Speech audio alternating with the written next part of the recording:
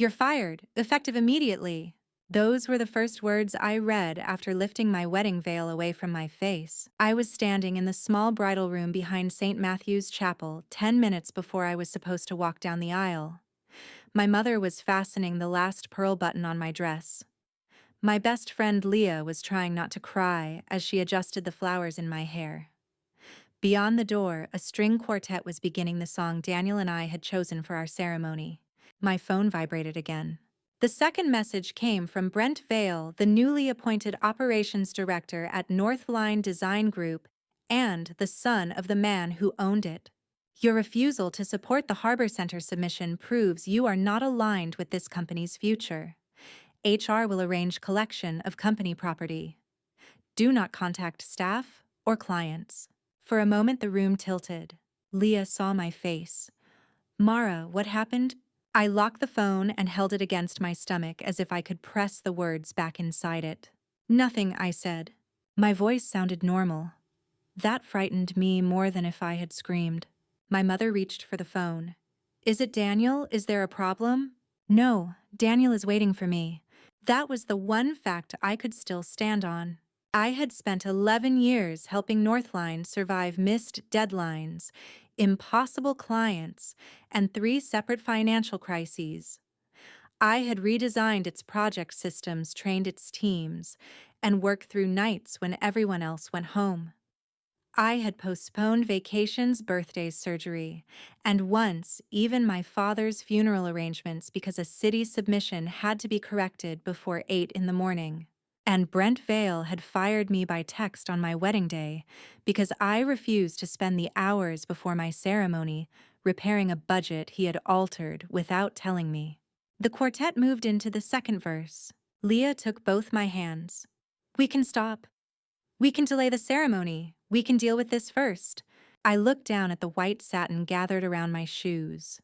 For years, Northline had taught me that every important moment in my life could be moved if the company needed something. I had allowed it so often that I no longer knew the difference between loyalty and self-erasure. "No," I whispered. Then I said it again, stronger. "No, they don't get this day too." I turned off my phone. When the chapel doors opened, Daniel was waiting at the end of the aisle. His face changed the instant he saw me. He knew something was wrong, but he did not ask from across the room. He simply held my eyes and waited. I walked toward him. I said my vows with Brent's message burning in my memory. I smiled for photographs while my career disappeared in the pocket of my dress. I danced with my husband beneath strings of warm lights, while Northline's servers automatically revoked my credentials, canceled my health insurance, and sent an empty cardboard box to the apartment I had not yet moved out of. No one at the reception knew. At midnight, after the last guests left and the hotel suite door closed behind us, Daniel loosened his tie and asked, "What did they do?" I had promised myself I would tell him calmly. Instead, I sank to the floor in my wedding dress and sobbed so hard I could not breathe. He knelt in front of me. "Mara, they fired me." His hands went still. "Today." I showed him the messages. Daniel read them twice. He worked as a senior plans examiner in the city's building and safety office. He was careful with words because his job required him to distinguish between a mistake, negligence, and fraud. When he looked up, his expression was colder than I had ever seen it. "Did Brent have the authority to terminate you?" "I don't know." "Did anyone from HR call Sub?" "No." "Did he document what he means by refusal to support the submission?" "He demanded that I log in at 6 this morning and approve revised cost-saving notes for the Harbor Center. I told him the revisions had not been reviewed by the structural team and that I was unavailable because I was getting married." Daniel glanced toward the garment bag holding his suit as if he needed to remind himself this was real. "He fired you for not working on your wedding day.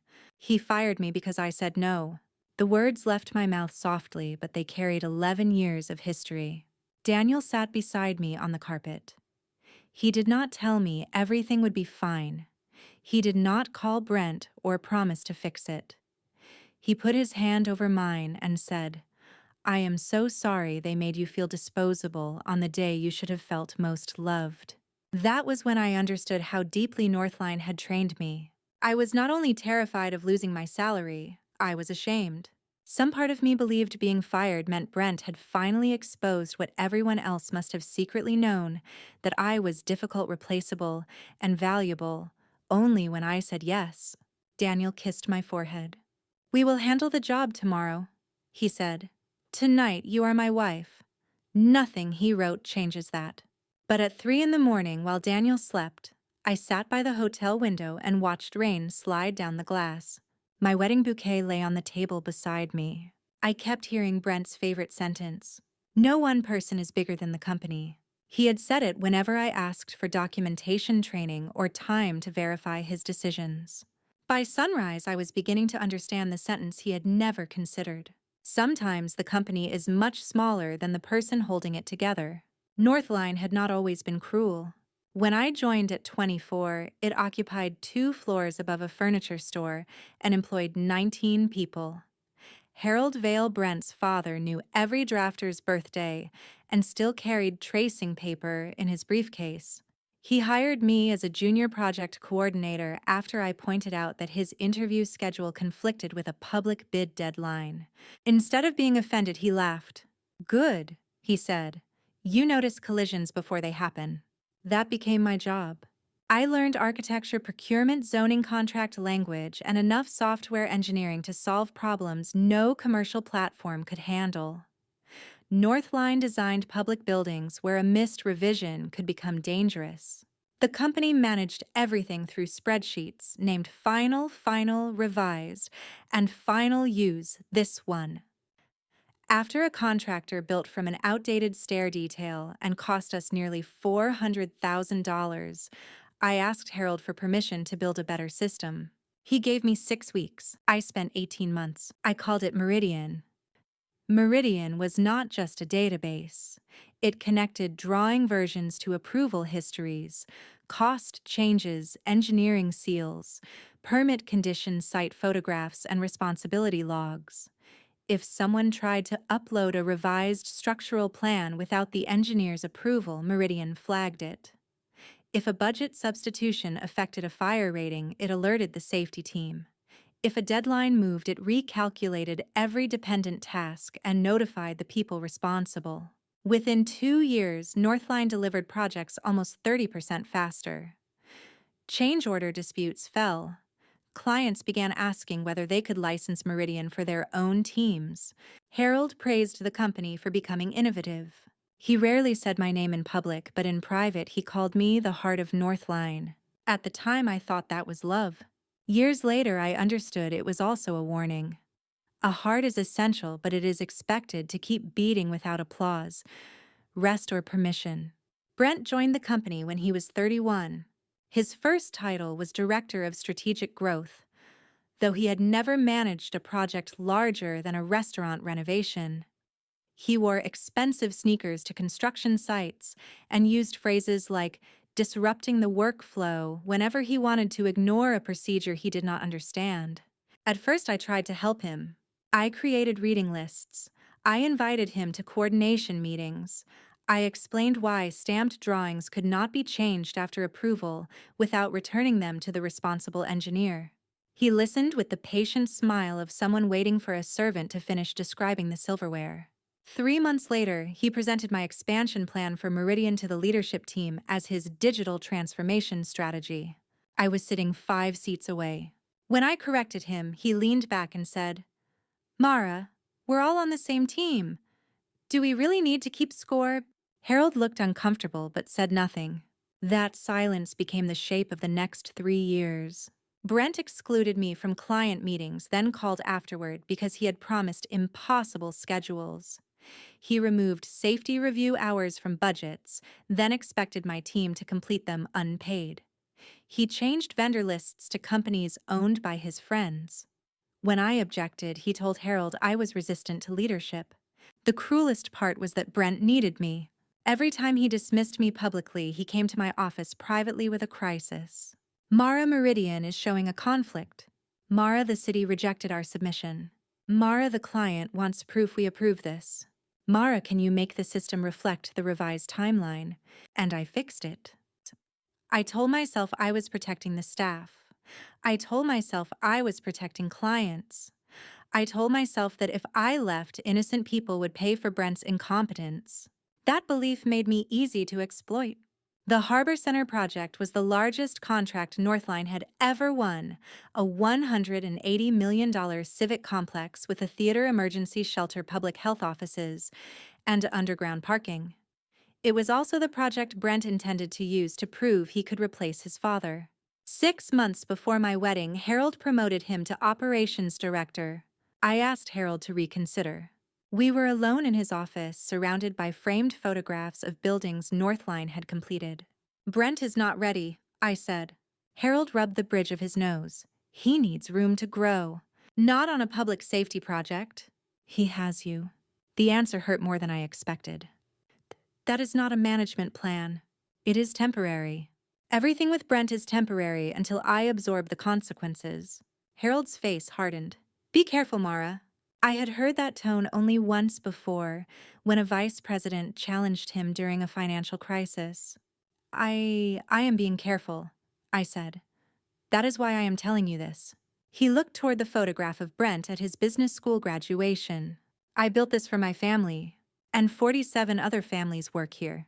He stood, ending the conversation. I expect you to support the transition. I did. For 4 months, I documented every decision and tried to train 3 people to operate Meridian without me. Brent canceled the sessions twice because he needed the conference room for investor presentations. The third time, he told finance to remove the training hours from the budget.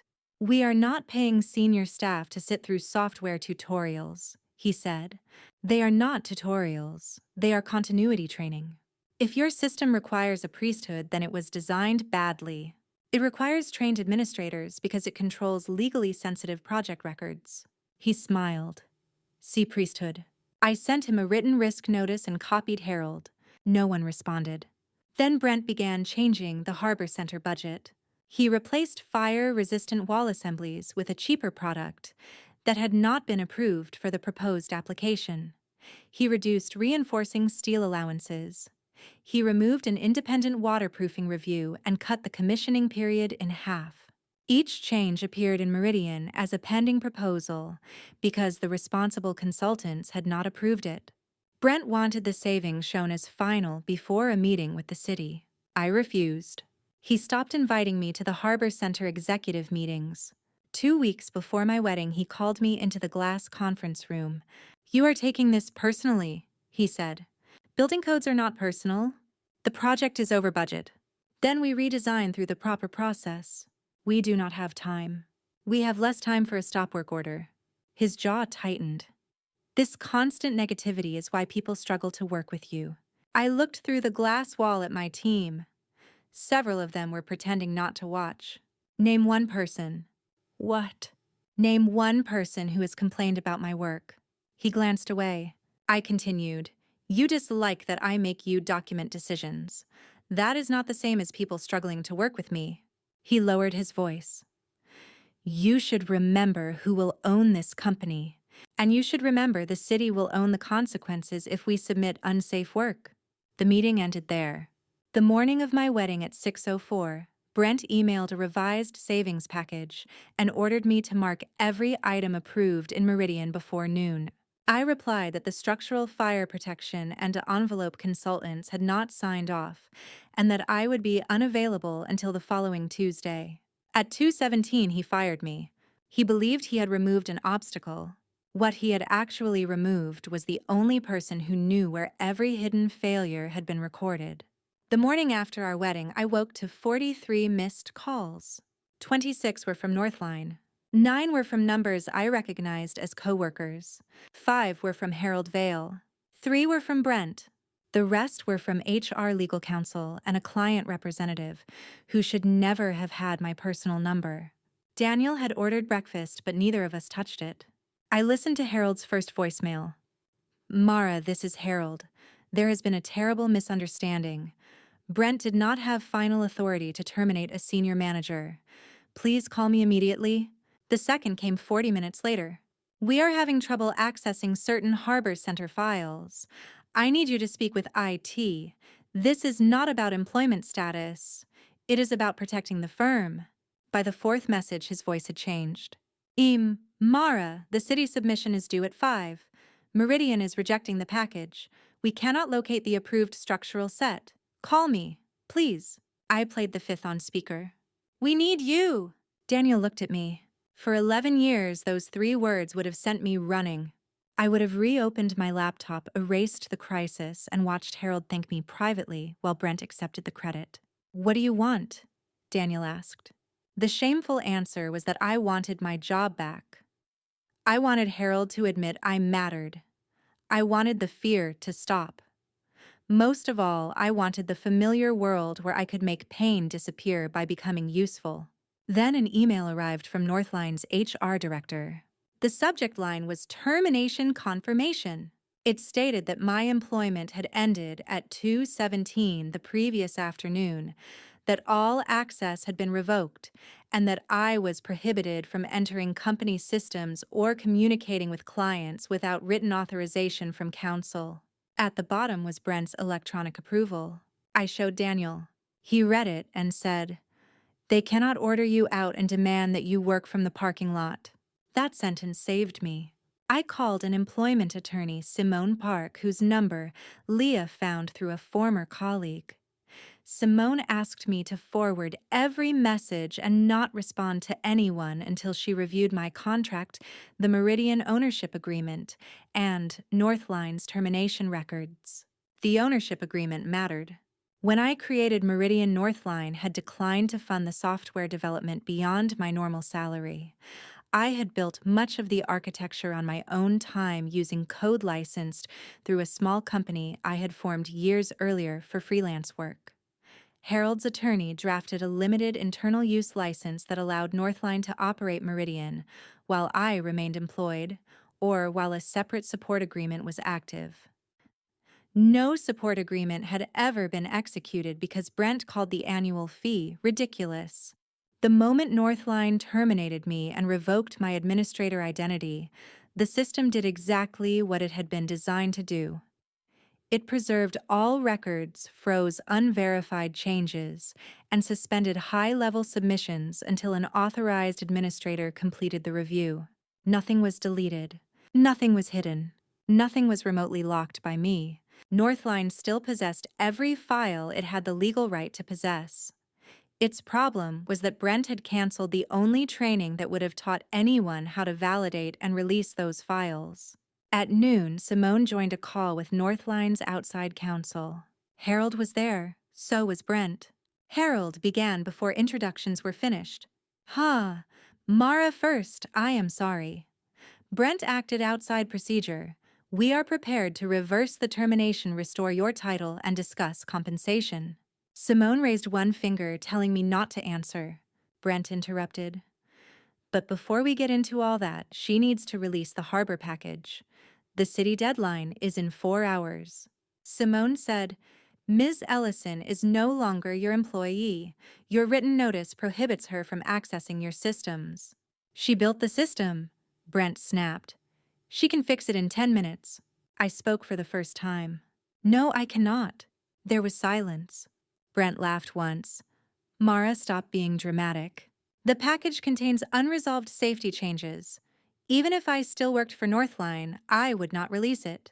The consultants already approved the design. They approved the design before you changed the assembly's steel allowances and commissioning scope, Harold said. What changes? Brent replied too quickly. Minor value engineering. I closed my eyes. Harold had not known. That did not excuse him. It made his leadership failure larger. Simone said, all future communication should go through counsel. Ms. Ellison will not perform unpaid emergency services for the company that terminated her yesterday. Harold's voice softened. Mara, please. 47 people depend on us. I felt the old hook slide beneath my ribs. I pictured Elena at reception, who had 2 children. Marcus in drafting, whose wife had just started chemotherapy. Priya on my project team who was paying off student loans. They had not fired me. But they had all watched Brent take my work and cut me out of meetings. Some had apologized in private. None had objected in public. I hated myself for thinking that. Fear makes imperfect people quiet. I knew that. I had been quiet too. Still saving them could not require me to certify danger. Harold, I said, I documented every risk. You were copied. He inhaled sharply. I need time to review this, he said. You had time before my wedding. The call ended. At 5 p.m., Northline missed the Harbor Center submission deadline. At 5:12, the city issued a deficiency notice. At 6:40, Brent sent me a single text. You are destroying everything out of spite. I stared at it until the words blurred. Then I typed a response and deleted it. I typed another and deleted that too.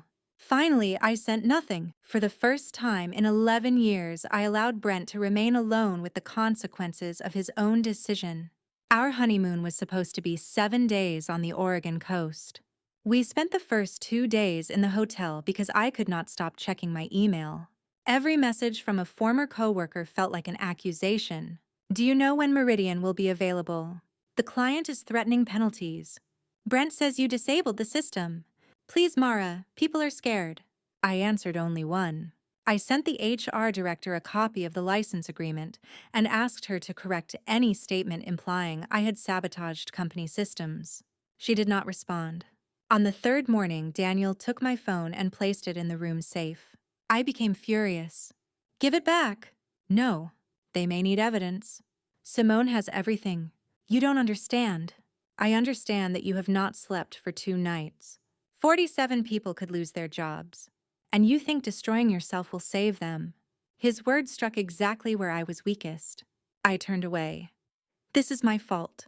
Daniel stood behind me but did not touch me. Say that again. If I had trained someone despite Brent canceling the sessions. No. If I had approved the package and fixed it later. No. If I had waited until after the deadline to refuse. He moved in front of me.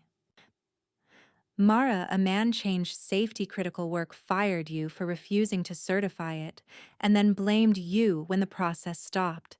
None of those verbs belong to you. I began to cry, not the violent collapse of our wedding night.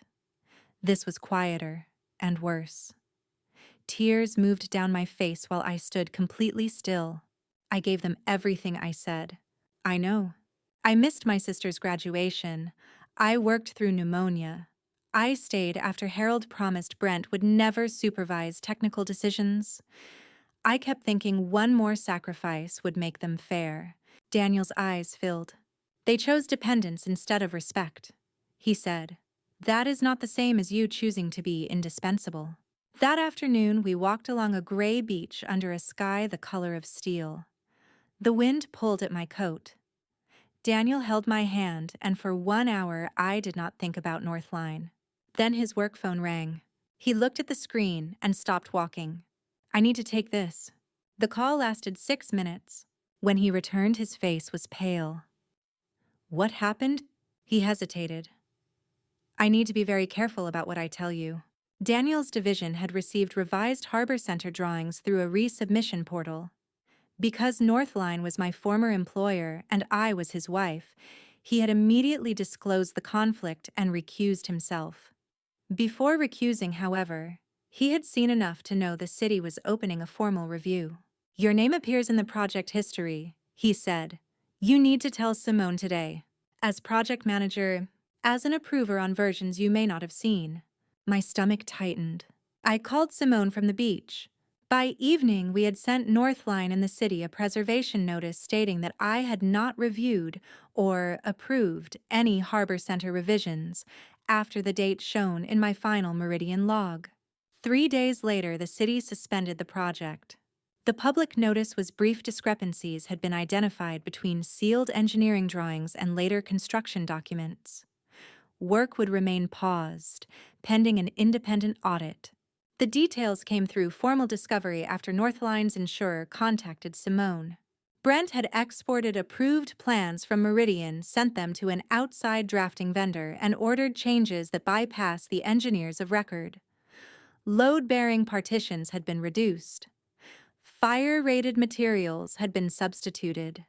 A smoke control component had disappeared from one drawing set. The waterproofing assembly beneath the public plaza had been replaced with a system the consultant had already rejected. The savings totaled $2.8 million. The potential liability was immeasurable. I read the audit summary at our dining table. When I reached the page showing my initials copied into a revision field, I ran to the bathroom and vomited. Daniel found me sitting on the floor. They used my name. I know. If the city had not caught it, they did. People sleep in that emergency shelter. Children would use that theater. He crouched beside me. You stopped the submission. I only refused one approval. Sometimes one refusal is the entire barrier between pressure and disaster. I wanted to believe him, but fear had taken over my body. I woke from dreams in which ceilings cracked above crowded rooms. I imagined investigators deciding I should have reported Brent sooner. I imagined my former team losing their homes. I imagined Harold dying under the weight of the company he had built. Simone referred me to a therapist. At the first appointment, I said, I am not sure why I am here. I was fired. People are fired every day. The therapist, Dr. Ames, asked, was losing the job the injury, or was it the moment you could no longer deny how the job had been injuring you? I hated the question. I returned the following week. While Northline unraveled, I began sorting through the remains of my professional life. I owned the core Meridian architecture, but I did not want to sell it back to the company that had treated me as a replaceable accessory. I also knew the city needed experts who understood how digital project controls could prevent unapproved changes from slipping into construction. I drafted a business plan. Daniel read it at our kitchen counter. Verity Project Assurance, he said. Independent compliance version control and public safety review. Too severe. Accurate. I have one client lead and no office. You built an operating system while working 60 hours a week for someone else. That is not the same as running a company. He smiled. No. This time the person doing the work gets to make the decisions. I rented a narrow office above a bicycle shop. It had one window, a stained carpet, and a radiator that knocked like someone trapped inside the wall. It was perfect. My first contract, a small library renovation, led to 2 more after I caught an undocumented fire door substitution before inspection. Then the city procurement office issued an emergency request for independent project control consultants. Daniel had no role in the selection and documented the conflict anyway. I submitted a proposal under Verity's name. For the first time in my career, the qualifications page listed my achievements beside my photograph. Not Northline's achievements. Mine. I almost removed the photograph because it felt arrogant. Then I remembered Brent presenting my work as his own. I left it. Verity won a 6-month advisory contract. The day the notice arrived, I sat alone in my little office and read the email 4 times. Then I put my face in my hands and cried. This time the tears did not come from humiliation. They came from the shock of discovering that my future had not ended in a bridal room. It had begun there. 31 days after my wedding, Harold Vale asked to meet me. Not at Northline. At a diner near the courthouse where no one from the firm usually went. He arrived 10 minutes early and looked 20 years older than he had at my last leadership meeting. His suit was wrinkled. There were shadows beneath his eyes. He did not order coffee. I failed you, he said before I sat down. I had imagined this conversation during countless sleepless nights. In some versions, I shouted. In others, I made him beg. Sitting across from him, I felt only tired. You failed more people than me. I know. Did you know Brent was changing sealed plans? No. Did you know he was canceling safety reviews? I knew he was cutting costs. I accepted his explanations because I wanted him to succeed. And because I kept catching what he dropped. Harold looked down. Yes. The admission was so plain that it hurt. He slid a folder across the table. Inside was an offer letter, Chief Operating Officer, triple my previous salary, profit sharing, full control of Meridian and authority over every technical submission. For a few seconds, the numbers pulled at me. They promised security, prestige, vindication. They promised that everyone who had watched Brent diminish me would have to report to me. Then I saw the company logo at the top of the page. The same logo had appeared on the box HR sent to collect my belongings. I am not coming back as an employee. Harold's shoulders fell. Name a number. This is not about a number. We may not survive another month. Then listen carefully. I closed the folder. Some relationships can be repaired. Some can only be replaced with rules. He watched me. Northline no longer needs my loyalty, I said. It needs independent oversight. I placed my own proposal on the table. Verity would license a redesigned version of Meridian to Northline for limited use. Verity would control administrator permissions, audit every safety-related revision, and report directly to the board and the city-appointed monitor. No cost reduction affecting structure, fire protection, accessibility, waterproofing, or life safety systems could proceed without written approval from the responsible licensed professionals. There would be mandatory training, protected reporting channels, no retaliation, clear authorship records. A compensation fund for staff forced to work unpaid overtime during Brent's failed deadline push. And Brent would have no supervisory authority. Harold read in silence. At the final page, he looked up. You are asking me to give an outside company veto power over operations. I am asking you to earn the right to keep operating. This could change Northline permanently. It should. He pressed his fingertips against the paper. The board will say these terms are punitive. They are preventive. And Brent, he begins again at entry-level project coordination if he remains at all. He completes ethics code and management training. He signs no drawing directs, no consultant, and supervises no one until an independent review determines he is competent. Harold's face tightened with a father's pain. I did not rescue him from it.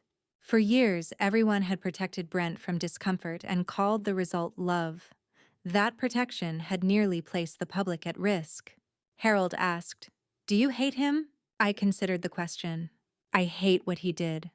I hate what you allowed. But hate is not why these conditions exist. Then why? Because remorse without structure lasts only until the next deadline. He took the proposal. 2 days later, Northline's board requested a formal presentation. I walked back into the conference room where Brent had once told me to remember who would own the company. This time I entered as the founder of Verity Project Assurance. Simone sat beside me, the city monitor joined by video. Harold occupied the far end of the table. Brent was already there. He looked exhausted but still carried the same expression of offended entitlement. This is extortion, he said as soon as I opened my laptop. Simone calmly replied, then declined the agreement. Brent turned to his father. She is using the crisis to take control. I looked at him. The crisis began when you changed protected drawings. You made the system impossible for anyone else to use. I scheduled 3 training programs. You canceled them. You knew what would happen if you left. I did not leave. You fired me. His face reddened. Because you refused a direct order. An order to mark unapproved safety changes as final on my wedding day. He stood. You think this makes you some kind of hero? The old fear rose in me. My hands went cold. My heart pounded. Part of me was back behind the chapel staring at a message that told me 11 years of work could be erased in 2 sentences. Then I looked around the room. No one was laughing. No one was telling me to calm down.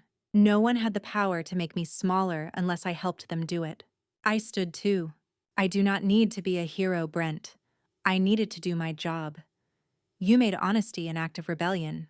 He opened his mouth, but I did not stop. You excluded me, took credit for my work, canceled the training that protected this company, altered documents after licensed professionals approved them, copied my initials into a record I never saw, and fired me when I refused to cover it. Then, when the system preserved the truth, you called that sabotage. My voice shook. I let it shake. You did not lose control because I took it from you. You lost control because you never had the competence to hold it. Brent stared at me with naked hatred. You would let hundreds of people suffer just to punish me. That was the sentence he had been saving. The sentence designed to drag me back into the role of human shield. I felt tears gather in my eyes, but my voice became steadier.